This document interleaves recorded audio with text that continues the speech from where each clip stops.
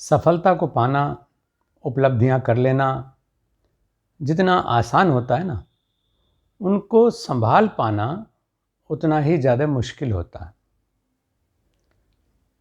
अक्सर हमें कुछ भी सफलता मिल जाए तो हम फूले नहीं समाते, और कई बार तो अहंकार इतना घेर लेता है कि मैंने ये सब कुछ किया है। सच्चाई इसके बिल्कुल विपरीत है। जब जब कर्तापन का भाव हुआ है, तब तब उपलब्धियों का स्तर गिर जाता है, कम होता है। मैं याद करता हूँ कि योगाभ्यास की इस यात्रा में एक खिलाड़ी के रूप में, बॉडी बिल्डर के रूप में, जिसको हम देह शिल्प कहते हैं, उसमें मेरे हाथ से बहुत कुछ अच्छा हुआ। अभी पिछले दिनों मेरे पुराने चित्र देख करके कुछ साधक प्रश्न कर बैठे कि आप इस वजूद में, साधारण भोजन में, एक सहज स्थिति में रहते हुए इतना भार कैसे उठा लेते थे।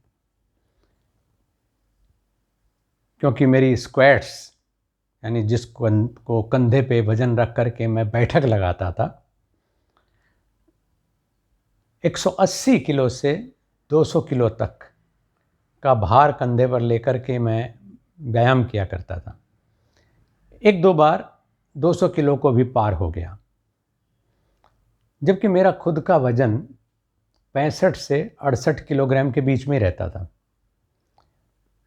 मुझे खुद आश्चर्य होता था कई बार कि ऐसा मैं कैसे कर जाता हूँ। सोचा तो याद आया कि मैंने वो कभी किया ही नहीं, क्योंकि जो समर्पण का भाव था और जो विश्वास था, विश्वास गुरुदेव के ऊपर कि जो अपने अनुभव से वो मुझे सिखाते हैं, तरीका बताते हैं, और निश्चित रूप से सही है, उसमें प्रश्न उठाने की कोई ज़रूरत नहीं है, क्योंकि वो अनुभव वृद्ध थे और स्वयं साधक थे। विश्वास हनुमान जी पर, क्योंकि हनुमान जी दोनों ही तरह के कला के महारथी थे, बल्कि एक समग्र योगी हैं हनुमान जी। अतुलित बलधामम हेमशैलाभदेहम धनुजवन कृशानम ज्ञानिनामग्रगण्यम सकलगुणनिधानम वानराणामधीशम रघुवर प्रियभक्तम वात जातम नमामि। कोई एस्पेक्ट ऐसा नहीं जिसको हनुमान जी ने परफेक्शन के साथ न छुआ हो।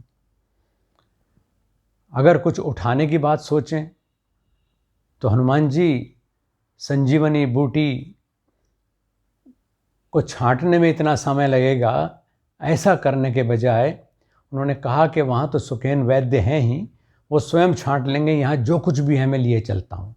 और कहते हैं कि उस पर्वत को ही उठा करके हनुमान जी ले आए।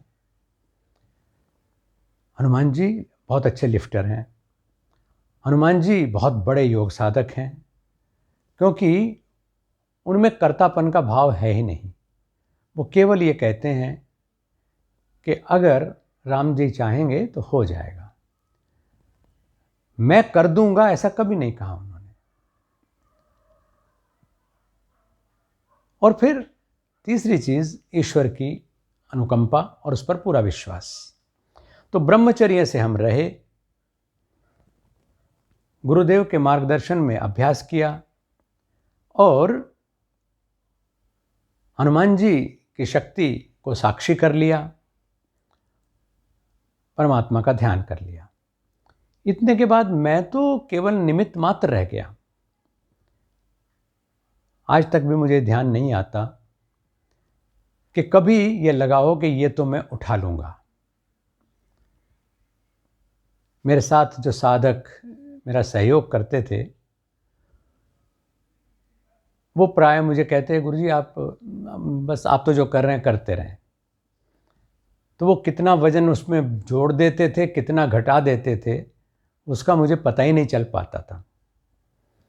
मेरा ध्यान सिर्फ इस बात में था कि जितना भी भार मेरे कंधे पर है, उसमें जो पहला रेपिटेशन है वो तो गुरुदेव के लिए है, और गुरुदेव खड़े हैं तो मेरा प्रयास असफल हो ही नहीं सकता, क्योंकि उनके लिए है ये तो सफल हो ही जाएगा।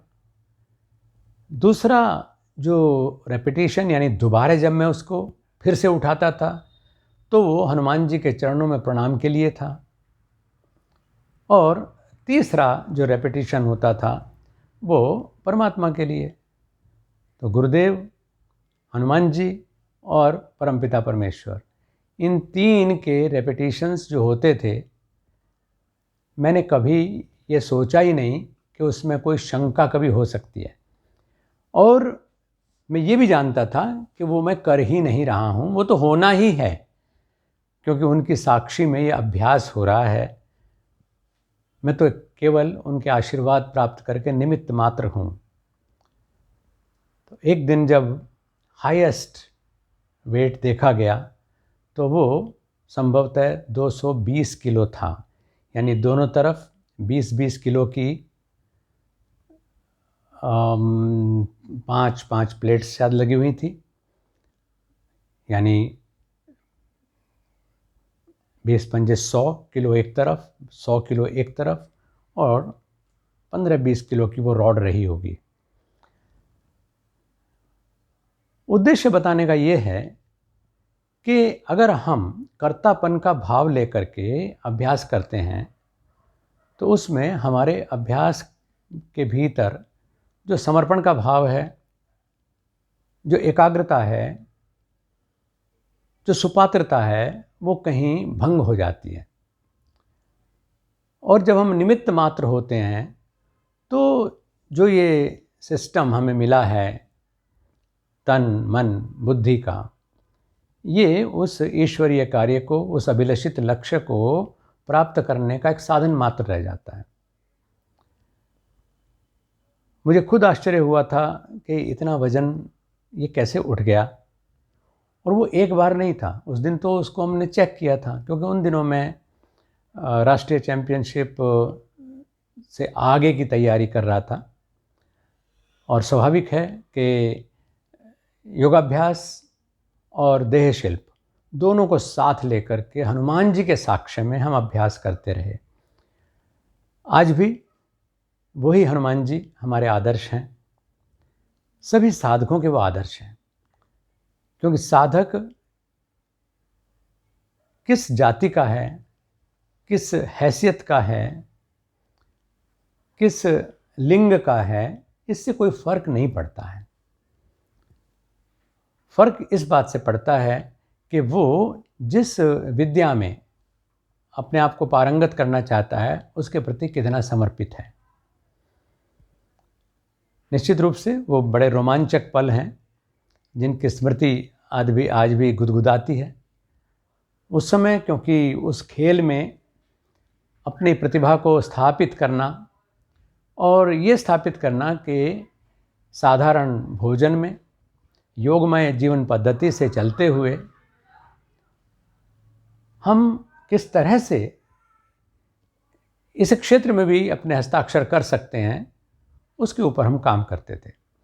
चाहे वो महात्मा रावण का उदाहरण मेरे सामने रहा हो, जिसमें उदाहरण है कि उन्होंने कैलाश पर्वत उठा लिया, चाहे हनुमान जी का उदाहरण रहा हो जिसमें उन्होंने संजीवनी बूटी के लिए पूरा पर्वत ही उठा लिया, और या फिर कादंबरी ग्रंथ में बाणभट्ट की एक उपन्यास है वो, और उसका जो महानायक है चंद्रापीड़, राजकुमार है, बलिष्ठ है, युवा है, उसी आयु ग्रुप का, जिस एज ग्रुप में हम रहे होंगे।